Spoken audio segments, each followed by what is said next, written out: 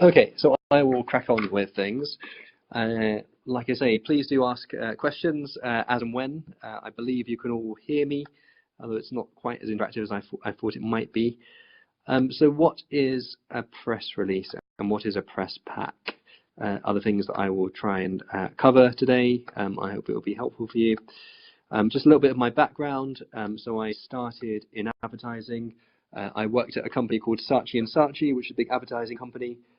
I then worked for a public relations company for around 6 years and started off as a junior and left after setting up my own department. I then worked in the Home Office and internal comms, and then the Government Equalities Office, which is the government office that runs gender policy and LGBT policy.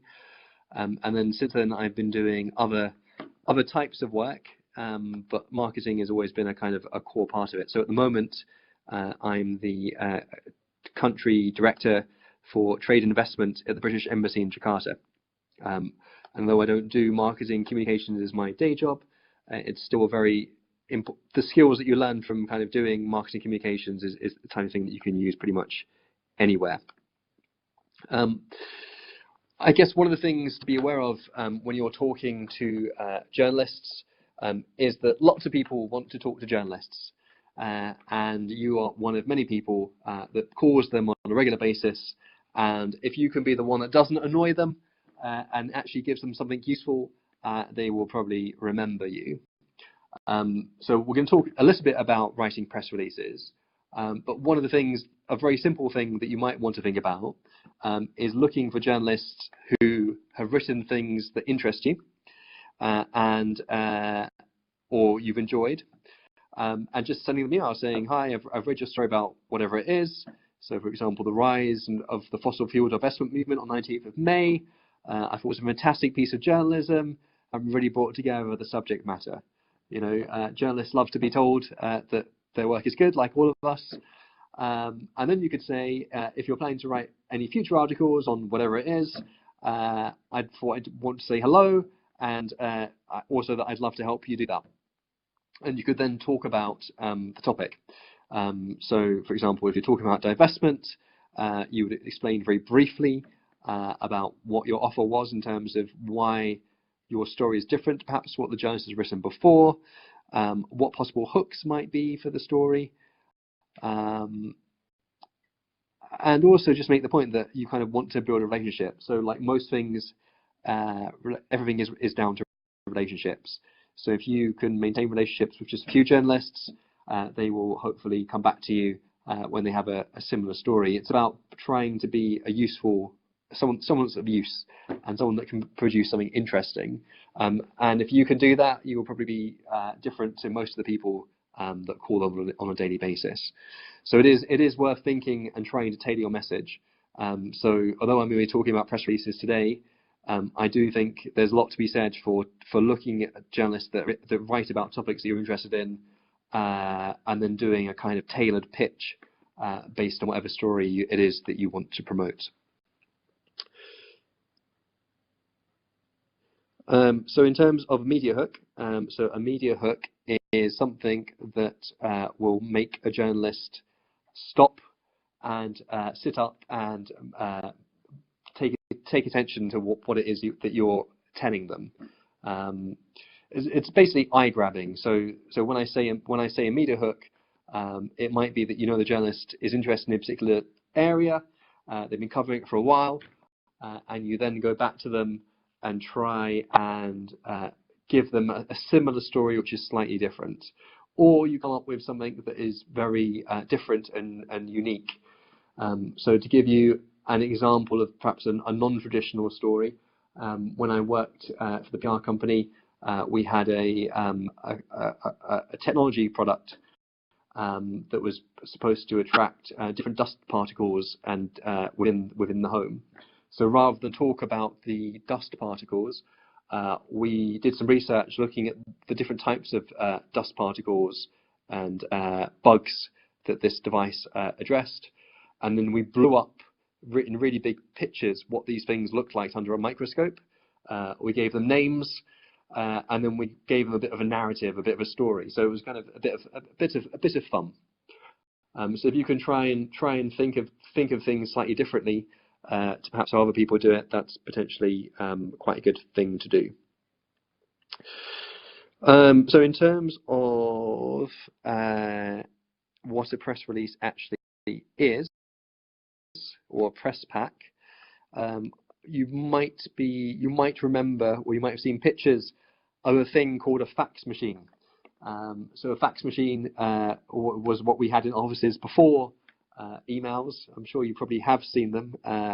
But what was interesting about a fax machine was that you could send a fax, and then halfway through the message going through, it stopped going through. So you might receive a fax, but it might just be the first quarter of the page, or the second, or the half of the page, or 3/4 of the page.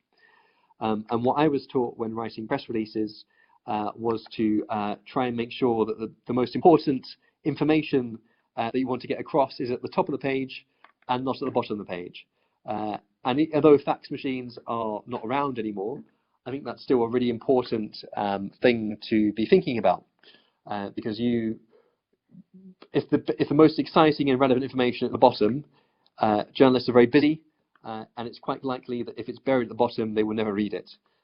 So you need to say the headlines at the front, and then slowly unpack the detail with the most interesting information at the top, and probably the less interesting information at the bottom. When you're writing a press release, it's better to try and think of an eye-catching headline.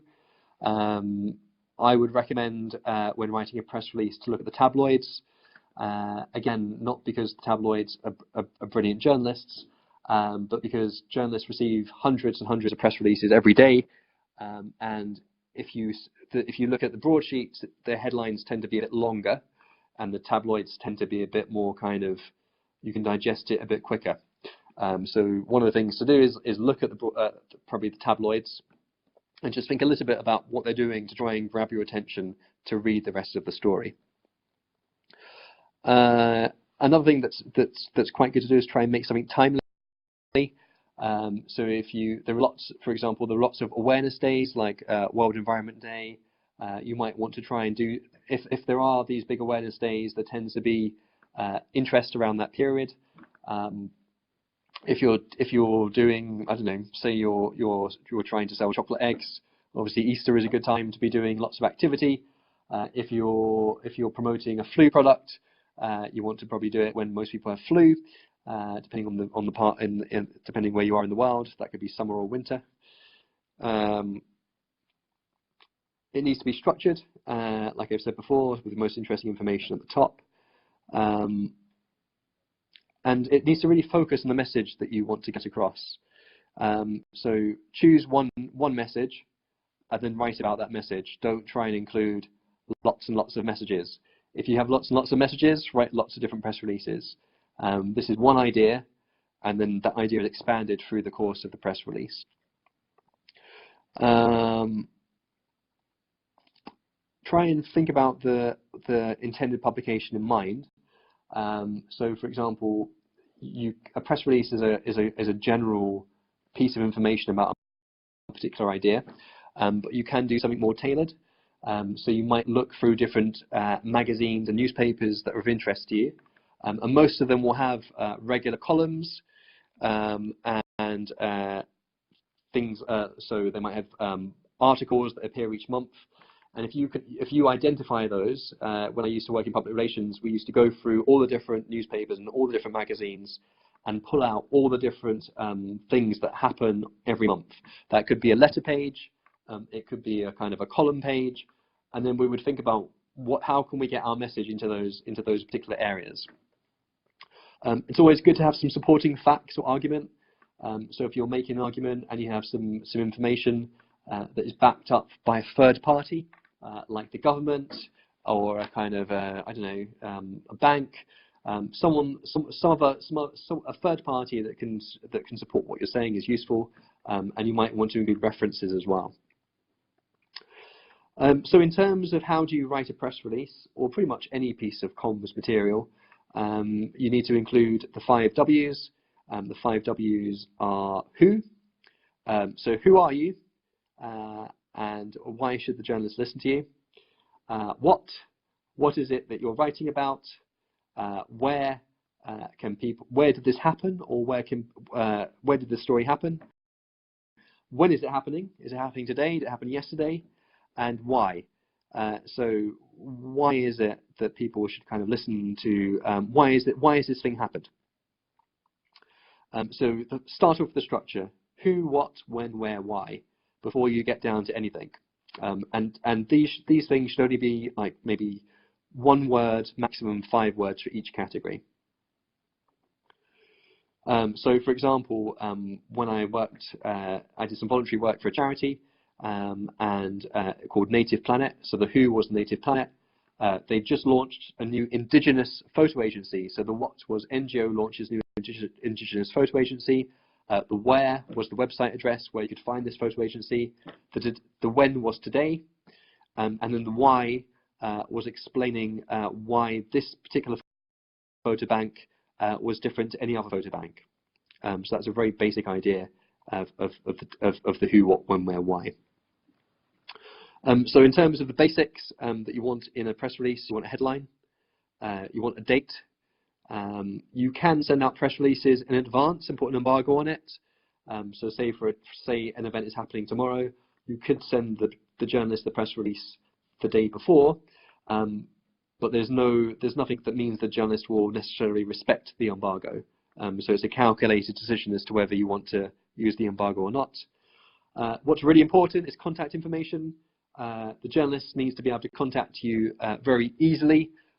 Put your work number, put your mobile phone number, put your email address. Don't just put one form of communication, because the journalist will probably only call you once or email you once, and if you don't reply, they will go somewhere else.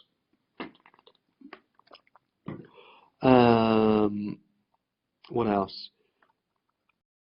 You might want to put the name of the person that you want to reach. If you don't know the name, that could be, you could just put the job title, so you might put the environmental desk or something like that. And I would always put the website of your company in the press release. So what makes a good headline? Firstly, it needs to be clear, it needs to be eye-catching, and it needs to encapsulate the essence of the story in a few words. So again, I would look at tabloids and also broadsheets and just try and look at what they do and how they do it. It's the easiest way to do that.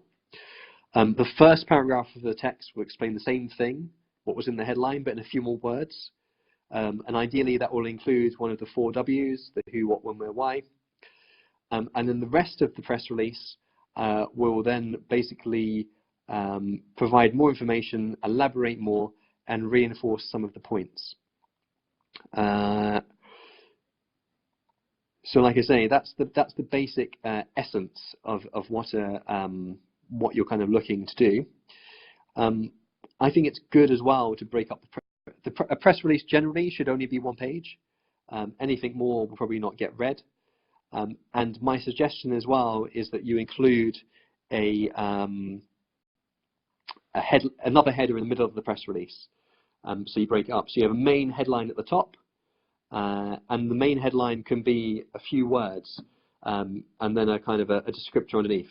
So going back to the example I gave of the photo agency, the headline could be raw, remote, remarkable, and then the kind of sub-headline could be NGO launches new Indigenous photo agency. So you then explain a little bit more underneath that. And then what I explained under the second header in the middle of the press release was this was non-for-profit photography. So I made the point that any profits raised went back to the charity, which kind of gave it a good USP. What is an embargo? So an embargo is something that basically it means that the journalist is not supposed to use the material you provide before a certain date. So today is the 17th of June, if I were to send out a press release today and say it's embargoed until the 18th, what I'm asking the journalist to do is not to run the story until the 18th. But that's a request, and it's not necessarily something the journalist will follow, particularly if you're sending the press release to lots of journalists. Because if you've got a good story, the journalist will want to break the story first. But if you're doing something very tailored that's just to one journalist, it's less of a risk. In terms of the best time, ideally you would send the press release early in the morning. So journalists tend to be in the office pretty early. I think it depends on who it is you're targeting. So if you're targeting the news desk, you probably need to send in your press release early. You might want to time it so it kind of goes in before kind of 7 o'clock in the morning. And you then probably need to call the journalist and have a follow-up chat with them before probably 10, 11 o'clock. After that, it will be too late. But it does depend on who you're reaching out. So if you're targeting a column or you're targeting a feature writer, there isn't really this time pressure. And again, it depends on your story. So if your story is not particularly time sensitive, or you have control over the timing, you can think about what you do and when you do it. If it's from an event or a news, something that is happening, then you can't really get away. You do have to send the journalist the press release early, and you do have to follow up and speak to them early as well. Going on to the next bits and pieces, there's some kind of very important things to do. One is that when you write a press release, the way that you can guarantee the journalist will not change what your message is to put as many of the words as you can as in quotation marks. So if you send a press release, the things that are not in quotation marks, speech marks, can be changed by the journalist. They can do anything that they want with the material or interpret the material in any way they want. If you put it into if you say, for example, if you quote yourself or the company founder or whoever it is you're quoting, the journalist cannot change what is inside those quotation marks, because that is what the person has said. So the more quotes, the better, because that is a way of protecting your message. I would, if you don't have a big brand, I would call your company your website, because what you want to try and do is people to read the story and know an easy way to contact you. So I used to do public relations for a company called TaxCalc, which was a tax software, very boring. But one way to ensure that people knew how to find TaxCalc was to make the company, in quotes, called taxcalc.com. So again, the journalists couldn't change that because we were telling them that was the name of the company, and therefore it made it easy for people to find. So if you have a brand and it's not a particularly big brand, you might want to consider calling yourself the company's website address, even if that's not actually named the company, because it's a way of trying to ensure that your message does get into the story.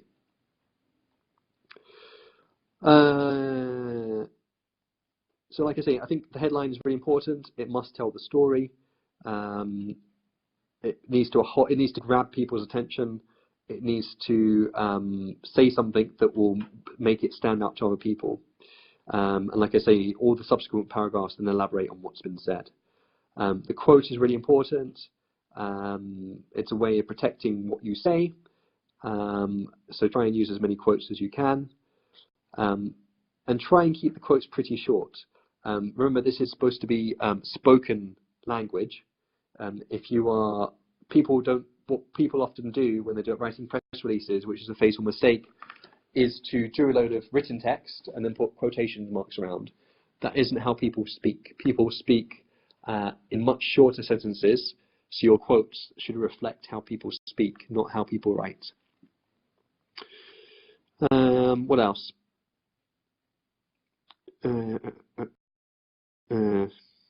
If you're sending email press releases, a very simple way to annoy journalists is to put all the email addresses in the two when you're sending it out into the to section of the email body.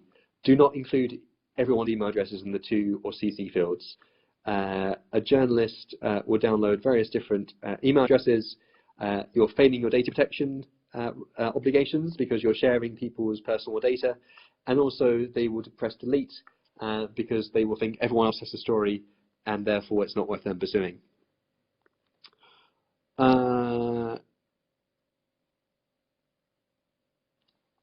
I think the other thing is to, if you're sending the email addresses, if you're sending the emails to other people who aren't journalists, send it in a separate batch. You just need to keep things separately, and you want to ensure that any journalist emails are coming straight into you. Do copy your press release to relevant colleagues and internal email lists. I think it's worth sharing information around when you're doing them. But ensure you're not sending the same thing to lots of people at the same time, because again, that's just going to really annoy people. If you have time, think about trying to write separate targeted versions of press releases to relevant people. So depending on the audience, you might want to tweak the message slightly. So Sam is involved in ET Index. The story that we would write for a kind of consumer-facing audience is very different to the story that we would write to the business press. But some of the kind of content might be the same. The other thing that's really important when writing press releases is to copy the message into the body of an email and then attach the Word document. Quite often people check emails on the go. If they don't have Word or whatever it is that you've written the press release in, they might not open the press release and they'll probably press delete. So send the press release in the body of an email and also attach it. And my suggestion is that the text that goes into the body of the email is in plain text as well.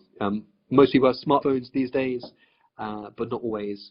And sometimes if you have kind of more complicated text, you can lose people because they might not read the email.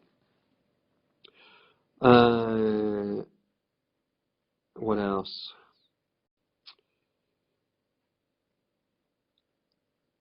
If you use capitals or bold, use it selectively. I would only really use it in the headline. I wouldn't use it anywhere else. So maybe like I say, the headline up front, and then if you divide the page into a separate headline in the middle, but no more. If you include bold throughout, it just looks like you haven't really decided what your really important messages are. There's a question here: should or can we include images? So I think it depends. There is a risk that if you put emails into the body of a press release, it might not be read because some companies still have quite restrictions on the size of attachments that people can receive. So you don't really want to risk sending in a press release that doesn't make it through to the journalist because of a large image. If you know the image is quite small and it's low res, yes, you can include it.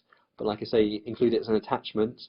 I have a plain text email that includes your press release. If you want to send high-res images, just say in the notes to editor at the bottom of the press release that you have these images and what they look like. A lot of newspapers, well, if it's the big newspapers, they'll have photo desks. So you can also send, if you have an eye-catching image that is interesting, i.e. not people sitting around a desk talking, you can also try and send it into the picture desks and they might use it anyway, even if the news journalist doesn't want to use it. But that's only if you've got a particularly interesting image. And again, look at what's in the media that you're targeting and try and think about what you think an interesting image is. Should the attachment be Word rather than PDF? Yes, it probably should be. But like I say, if you include the press release as a text, I think that rather than in the body of the email, that's a way of addressing that. Could or should be? I think I've answered about including images. So I think you can include some low-res images, but you wouldn't want a Word file that was more than 1 megabyte, because although most people are pretty high-tech these days, if you're working for a corporate or like, for example, the government, we can't always receive large email attachments, and I'm sure that's the case in news agencies too. So you just want to reduce the risk of someone not receiving your press release.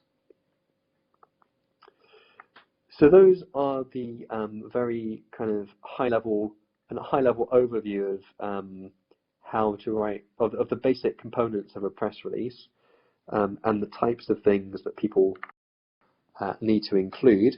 Do people have any other kind of questions?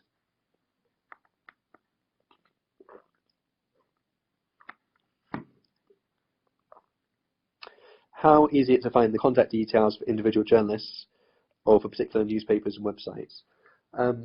So there are professional databases that you can buy. So Gorkana is an example of a database that you buy, and then you download all the different journalist details into an Excel document. It's a monthly fee for things like that, but a lot of them allow you to have a kind of a trial. So what you can do, if you don't have the money for a kind of rolling subscription, is to get the trial and then download the database. And then obviously it's kind of your responsibility to try and maintain that database. The databases like Gorkana, they have regional press, national press, magazine, kind of consumer magazines, trade magazines, and they have the names of multiple journalists across different areas. So in terms of having a kind of a good start for 10, that's a really good tool. Although one channel that is sometimes overlooked is freelance journalists. And if you Google freelance journalists, there's quite a few websites where freelancers are trying to get work. They put their contact details up on the website, and they talk about the kind of experience they have, and they are basically targeting potential employers. But they are potentially a really useful asset because these freelancers aren't kind of inundated with emails like the journalists, the full-time journalists working the papers, and they already have relationships. So rather than you have to call up a newspaper, if you're able to build relationships with freelance journalists, potentially that can be a really good way of getting into newspapers, because they will have multiple contacts across multiple media, and if you're able to build a relationship with them and you understand their interests, you can potentially help them get money, because they're looking for interesting stories. They will probably know what the newspaper is looking for, and if you can help them get secure work, it's a win-win, and potentially that's a relationship that you can kind of cultivate and develop over a period of time. Any other questions? I think Sam sent me some questions in advance of this call, so while people are thinking, I will also look at the questions Sam sent to me and see if I've missed anything.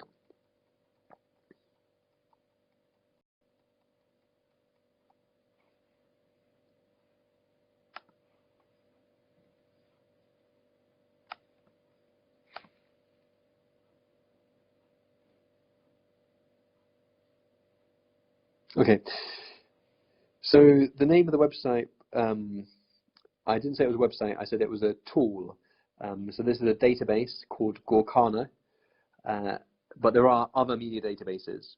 So you would subscribe to a database like Gorkana, and then you would access the tool and be able to download journalist contact details. In terms of what a press pack is, so that's a good question. So I've talked about a press release. A press release is a single story about a particular topic. A press pack is something much more comprehensive. So a press pack would be a series of different things that could be topical news releases. So press releases that you've written previously. It's likely to include information about your kind of expert spokespeople. So who is your company? Why should people listen to them? And what are the experts that you can put forward? It would probably describe the types of images that's available. that you can provide the journalist. It might include specific information or research about a particular topic, even if it's not from your particular company. So this could be interesting facts about the subject that you are trying to promote and optimize. What else could be in there? It's I think, yeah, it's kind of basically it's just much more than a press release. So it would tend to have information about the company. It would tend to have information about the company's spokespeople. It might have some market research. It would have press releases. It might talk about the topics that potentially your company could talk about as an expert. So those are the types of things that would be in a press pack. So I've got Sam's note. So a press pack, when would it be used? So a press pack would be used when you're doing an event, primarily. So if you were doing a launch event and you had a load of journalists coming to that launch event, you would probably have a pack of information, which would include the press releases, the corporate information, the expert spokespeople, any research, and it will be collated in a pack that the journalist could take away and use and read about your company. So just going back to Sam's questions, please do continue to send the questions through. Are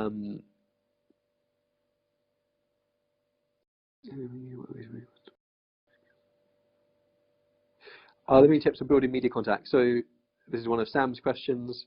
So I think it really is about just trying to be helpful. Most people, and not thinking about your product or service, trying to put yourselves in the shoes of the journalist, and then trying to think about trying to help them solve a problem. So I talked about freelancers. You can help them find work. I've talked about the fact that journalists have interests.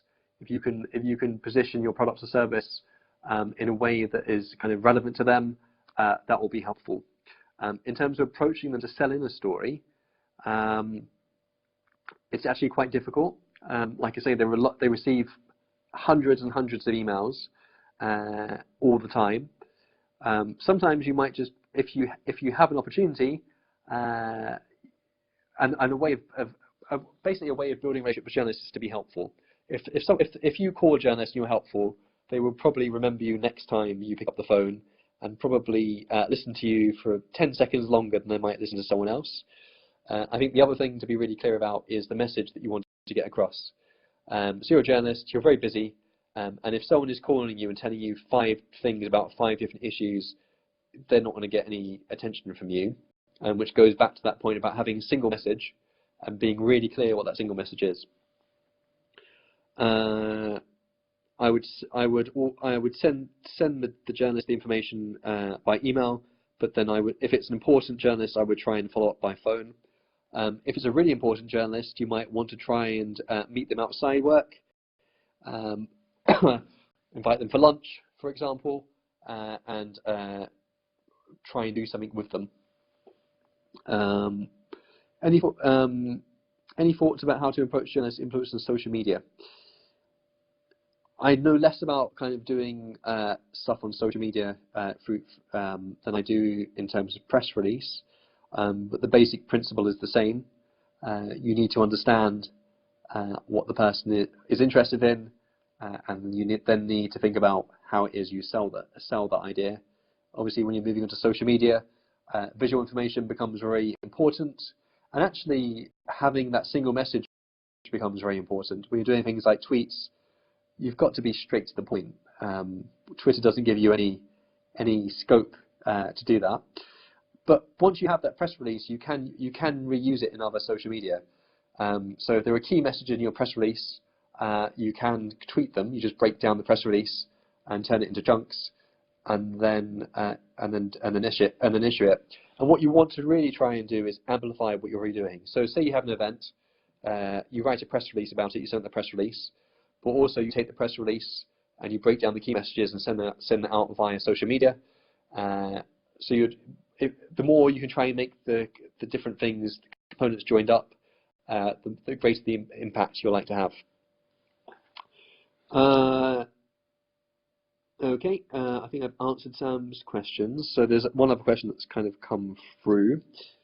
Any suggestions for those that would like to be part of an organisation as a spokesperson, i.e. those who can provide info to the outside world? So in terms of being a spokesperson, you basically need to be an authority on a topic. Now that might sound, some people don't necessarily think themselves as an authority, but we're all authority on something. We all have our own different expertise and experience, and doesn't necessarily mean that you have to be a doctor to be an expert. But of course, the more qualifications that you have, if it's a crowded topic, it's helpful to have kind of a good reputation already. If you don't have a reputation and you're competing with someone else to be quoted, that person is more likely to be quoted than a person that doesn't have that experience. But like I say, I think it probably goes back to kind of self-marketing. So why should someone listen to you? What is it that's unique about what it is that you or your spokesperson has to say, and why should they listen? So if it's a very niche topic, there's less likely to be experts, so you've got a chance. Any idea what would be the most effective ways are to position environmental stories? So there's a really good report that is definitely worth reading if you're interested in environmental stuff, called Painting the Town Green. I'm pretty sure it's still online. Let me just Google it. And basically this was a report that interviewed different experts working in energy and climate change sustainable communications.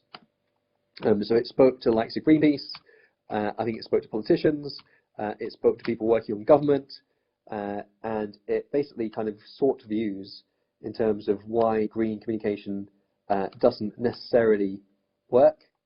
I think one of the reasons green communication doesn't work is green people are very passionate. I'm generalizing in terms of green people, but people who are passionate about the environment, they're very passionate, and when they communicate, they communicate as if they're talking to someone else that has the same passion, and quite often that doesn't work. So if you're talking to someone who's money motivated, telling them that the ice caps are melting is not going to work. You might think that they should change their view, but that's naive. What you need to talk to them about is how potentially they could gain or lose money if they don't take action. I know that's something that Sam, an area with ET Index that Sam is actively trying to pursue. So for example, in Indonesia, there's a lot of money still going into coal. The UK government wants Indonesia to stop doing that and to diversify and do more in renewables. But like I say, people are making money from coal, and it's a commercial decision. And at the moment, the policy framework here doesn't encourage people to look at renewables. So you then take a step back and say, okay, how can I craft a message that might land? So what we are saying, two of the messages we have is one around the fact that one is around stranded assets. So talking about the fact that people invest, although Indonesia is still investing in power coal stations, that is different to the rest of the world. And globally, Indonesia is behind the curve, and there's likely to be correction. That's a very early conversation. It's certainly not an advanced conversation here, but it's an interesting conversation to have, and people do kind of take up and pay attention. The other thing that we're trying to get people to do is invest in the UK in renewable energy. So what we're saying to people is, yes, at the moment, domestically, renewable energy doesn't work because of the policy environment, but it's coming. And what you should do is you should invest in countries where there is a market for renewable energy, where the political conditions are right, where the legal framework is right. You should if you invest, you'll get a sense of the landscape, you'll meet the players, you understand the technology, so that when Indonesia is right as a market for renewable energy, you potentially have first mover advantage. So that's a way of trying to put yourself in the other person's shoes and trying to articulate in a way that appeals to them. And I think one of the study that I mentioned, Painting the Town Green, this talks about this topic quite a lot in terms of why green communications doesn't work, or traditional green communications rather. I think another thing that doesn't work is trying to scare people. If you scare people, the traditional response is that they just become closed-minded to it. It has to be seen as something that's achievable, and it has to be something that can be delivered, that people feel that it's not a kind of a lost hope. If people feel something's hopeless, they're not going to be engaged and not going to be motivated. So it has to be a positive. And I think stories are really important as well. So I can't remember the name of the little girl from Scandinavia who's been protesting about climate change, but has been really active on YouTube. And I've heard her story being talked about in Indonesia, and something like that kind of personal story, I think, can really playing on the kind of the children and the future generations, I think, is something that does resonate and people will listen to.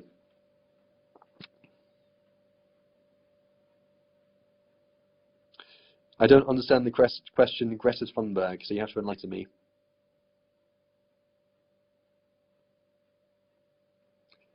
The name of who?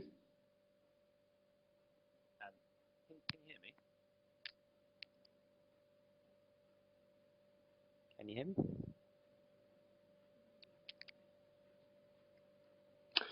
Are there any other kind of questions that people want to ask? Oh, Greta Thunberg. Okay, yes, that is the name of the girl. And like I say, you can't help but watch that video and feel personally moved by it, because it's from a child, right? Pretty much everyone has children or knows someone has children. So that's a way of speaking to people in a slightly different space, on a way that resonates with them. Any other questions?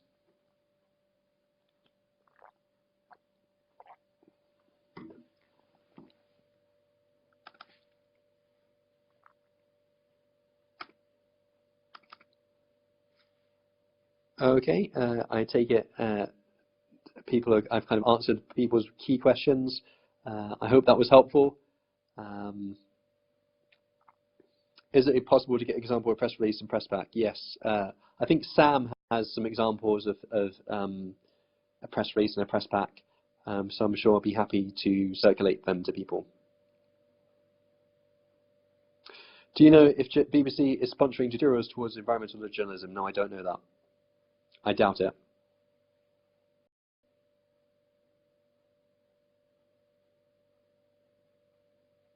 Any other questions?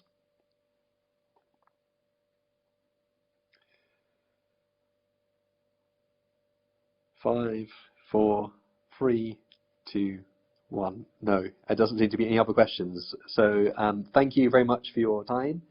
I hope you found that helpful. And like I say, I'm sure Sam can circulate some examples of press packs and press releases. And good luck with whatever it is that you're doing next.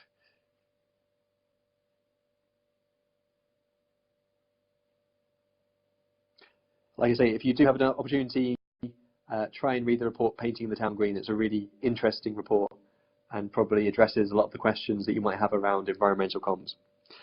Okay, thank you very much. Bye-bye.